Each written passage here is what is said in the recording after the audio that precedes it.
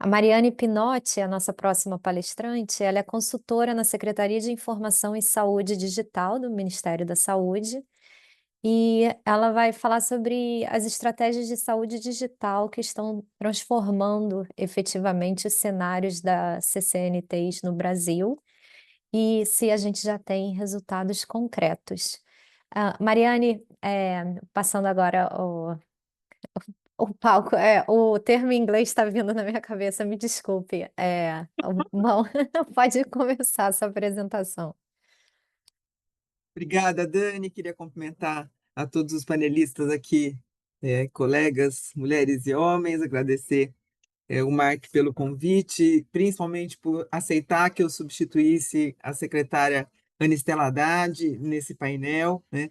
Eu já o fiz no ano passado, né, presencialmente, fiquei triste de não encontrá-los novamente em pessoa, mas a gente tem, na era digital, defendendo a saúde digital, tem que aceitar os encontros virtuais também, né?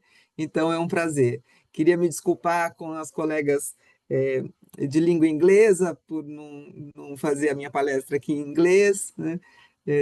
Se soubesse com antecedência, poderia me preparar. Não tenho inglês tão bom quanto o da Dani, mas daria para a gente, mais, principalmente, parabenizá-las pelas excelentes explanações, e cumprimentar todos os ganhadores e os participantes do prêmio, que eu fiquei emocionada em ver, acompanhei todas as apresentações aqui, fiquei emocionada em ver tantas novas e boas ideias sendo desenvolvidas, e, enfim, por estudantes que não estão diretamente ligados à área de saúde, mas que vão transformar muita coisa no futuro. Eu tinha pensado, vamos ver se a gente concorda aqui, Dani, em fazer fazer um apanhado do que a secretaria tem entregue e do que mudou do ano passado, das coisas que a gente apresentou para cá rapidamente, e depois fixar um pouquinho a minha fala no Agora Tem Especialistas, que é o programa carro-chefe do governo federal hoje, do Ministério, e muito apoiado também pela Presidência da República, e que fala muito nas doenças crônicas não transmissíveis, é, nas condições crônicas não transmissíveis. Então, vou tentar não correr aqui para a gente poder ver um pouquinho o que o Ministério da Saúde e a Secretaria de Informação e Saúde Digital tem pensado para o nosso SUS se transformar em um SUS que atende bem presencialmente, mas que também usa da tecnologia para facilitar, promover acesso, principalmente, e também garantir a organização dos dados, a segurança dos nossos dados, que é uma questão que a secretária pensa muito e a gente está sempre, enfim, refletindo a esse respeito, né? O DataSUS já existe há 30 anos, né? Ele tem quase que a idade do SUS, né? Lá estão muitos dados que hoje estão conclamados na Rede Nacional de Dados em Saúde e que são uma preciosidade do nosso país. Outro dia eu estava num encontro no Sindhosp, e teve uma pergunta interessante para a secretária Anistela da plateia, que eu vou repetir aqui para vocês, para a gente entender o quanto é importante para ela essa questão da segurança, né? Um colega médico da plateia perguntou para ela se por acaso ela tivesse um acesso direto ao ministro da Fazenda, o marido dela, né? É, e ela pudesse pedir qualquer coisa para a Secretaria de Saúde Digital, o que ela pediria, né? E ela disse que pediria uma nuvem própria, né? Que a gente pudesse armazenar e ter controle e soberania sobre os nossos dados. Então, também esse é um assunto muito sensível que a gente leva muito em consideração na Secretaria de Informação e Saúde Digital. Então, deixa eu só passar. Eu que passo vocês, gente? Eu estou meio perdido aqui, peraí. Ah, não, sou eu. Então, só um pouquinho a conformação aí é, do Ministério, né? Hoje a gente está na gestão do ministro Padilha, o Ministério se divide nessas diferentes secretarias aí apontadas, né? E a nossa secretaria, que é de Informação e Saúde Digital, é uma secretaria que foi criada pela ministra Anísia nessa gestão Lula 3, né? Na Secretaria de Informação e Saúde Digital, a gente se divide no Departamento de Saúde Digital e Inovação. Quem cuida hoje é a doutora Adriana Malê.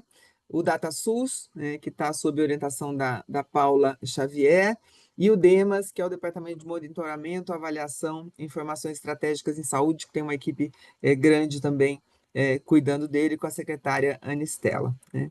Então, a ideia seria da gente organizar as questões relacionadas à saúde digital, pensando no prontuário eletrônico, na integração dos sistemas, que é um enorme desafio. A gente tem mais de 500 sistemas rodando no SUS, que não interoperavam e agora estão no caminho de interoperabilidade, então a gente tem ganhado bastante nisso. Ter um prontuário unificado e acessível, ter o acesso do paciente aos seus dados de saúde, ter um sumário internacional do paciente, que isso a gente já está conseguindo, e a Rede Nacional de Dados em Saúde conclamando todos esses dados como um grande, fazendo essa interoperabilidade no Brasil inteiro, de todos os setores, de todos os níveis de atenção. E, por fim, a estratégia de telesaúde integrada, que a Adriana Mali está cuidando hoje, e que já está criando frutos importantes, tanto para diminuir os deslocamentos de pacientes que moram em regiões remotas, quanto para agilizar atendimentos, mesmo em grandes centros, o telediagnóstico, enfim, bastante coisa acontecendo nesse sentido. Então, a gente teve primeiro, lá atrás, em 2023, e aí rapidamente isso apresentei ano passado, foi uma etapa de planejamento. Por quê? Porque a gente precisava entender, né, como estavam cada um dos nossos municípios, né, em termos de saúde digital, né? Então, a gente tinha desde municípios já super conectados a municípios que não tinham nem computador nas UBSs. Então, a secretária desenvolveu esse Índice Nacional de Maturidade em Saúde Digital. Todos os municípios do Brasil participaram e criaram os planos de transformação digital para cada um dos municípios. Isso está acontecendo, né? Hoje a gente já tem uma melhoria de conectividade. Todo o dinheiro que a CEDIG recebeu em 2023, ela investiu nesses planos de ação para transformação digital nos municípios, né? A gente teve, enfim, aí um repasse bastante significativo. Esses são os níveis, isso tudo está no site do Ministério, também deixo a apresentação aqui para quem quiser consultar, mas os domínios da saúde digital foram todos analisados nesses municípios, e hoje a gente tem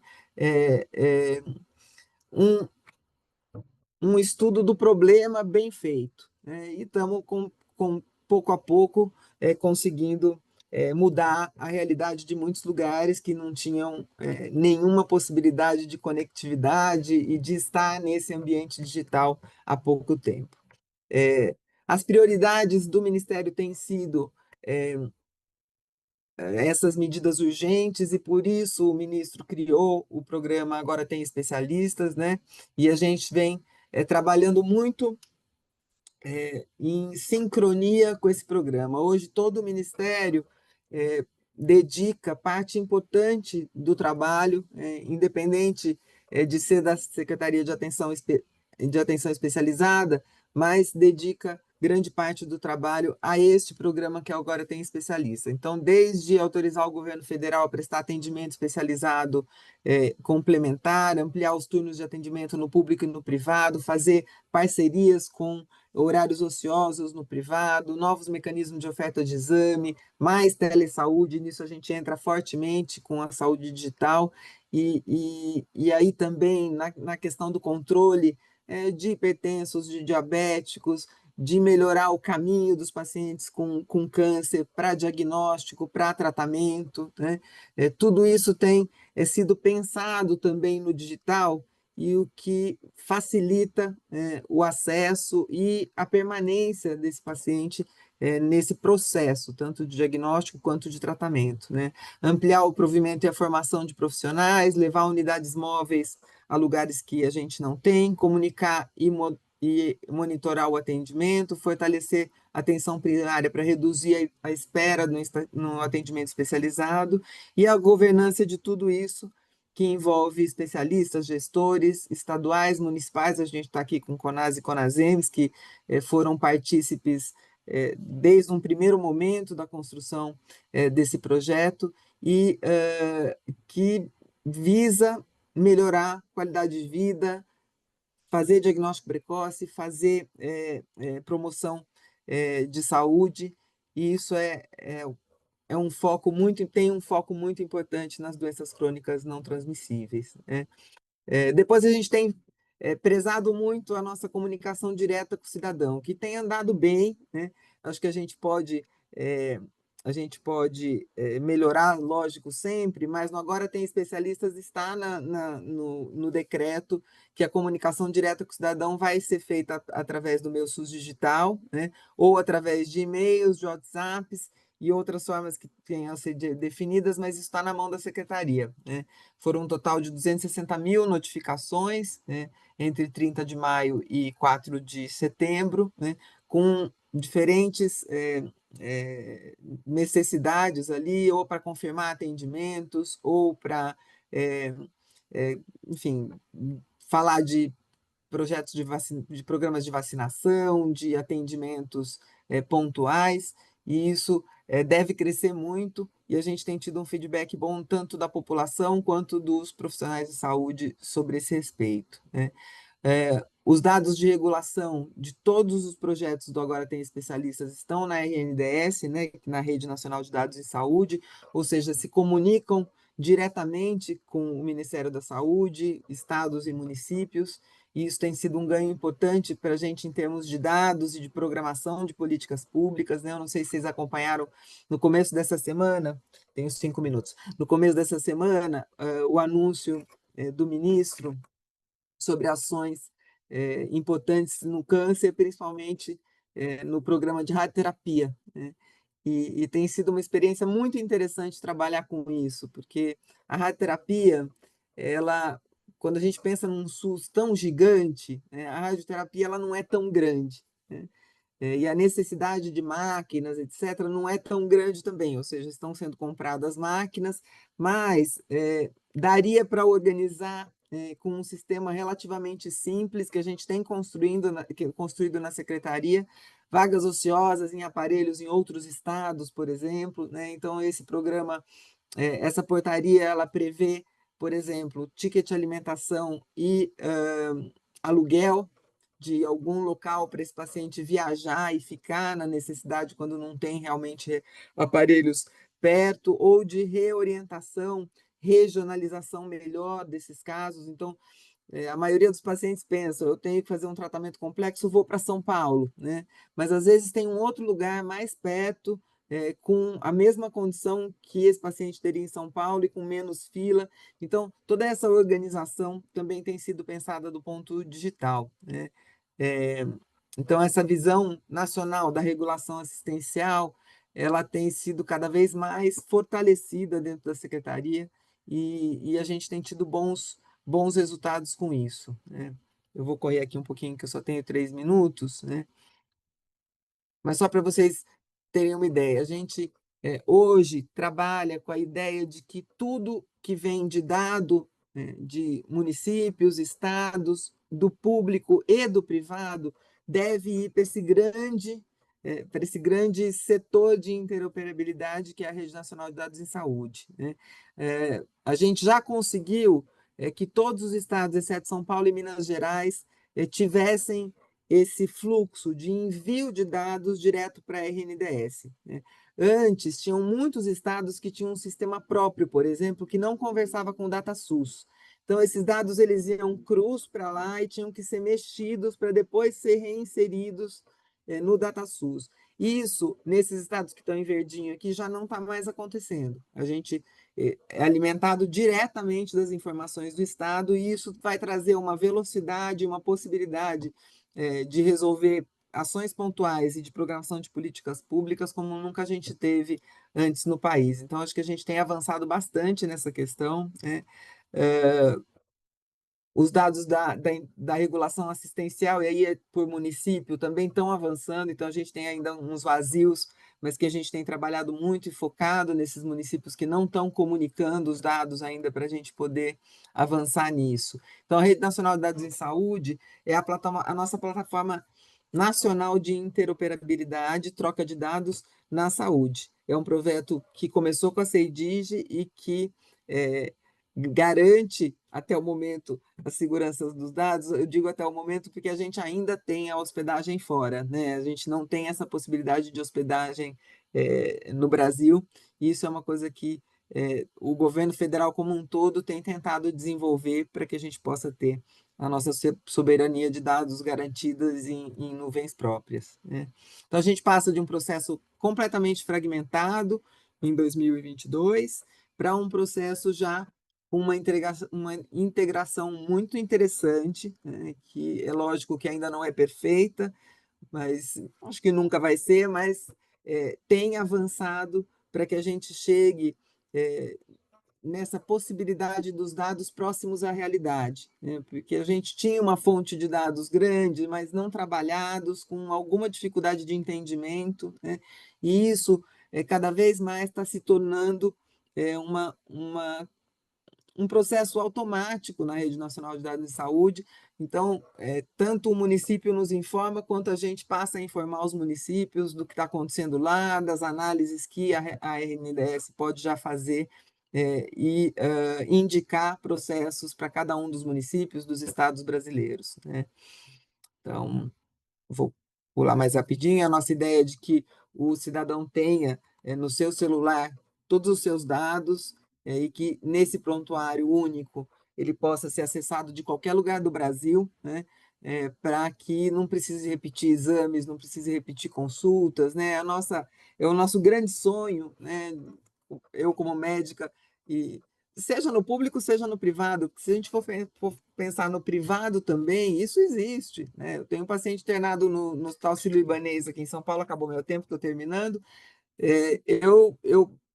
Ele troca de convênio e tem que ir para a Beneficência Portuguesa, eu não tenho o prontuário, eu tenho que abrir outra tela, procurar em outro lugar, não consigo migrar.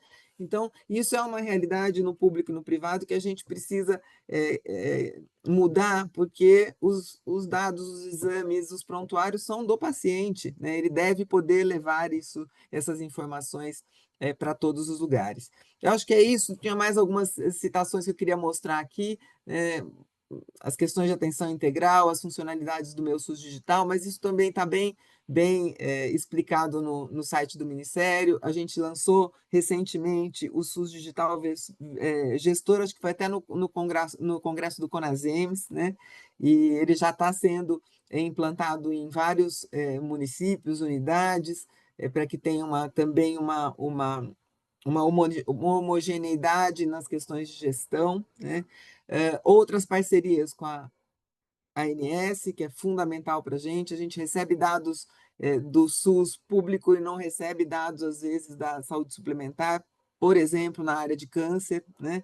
A gente tem lá o Ciscan, que não é alimentado por muitos dos hospitais privados, e também um avanço aí na parceria com a Abramed, que é a questão dos exames laboratoriais. Eu acho que é isso que eu queria deixar de recado hoje. Aí, por fim, o CPF como identificador único do SUS. Isso foi um enorme ganho, uma luta grande, né, que a gente venceu, acho que a população brasileira venceu, não precisa mais de cartão SUS, o CPF será o número do prontuário. Isso vai abrir para a gente uma possibilidade enorme de melhorar os dados, né? Já conseguimos, só vou mostrar esse aqui por último. A gente tinha 340 milhões de registros de cartão nacional do SUS, né?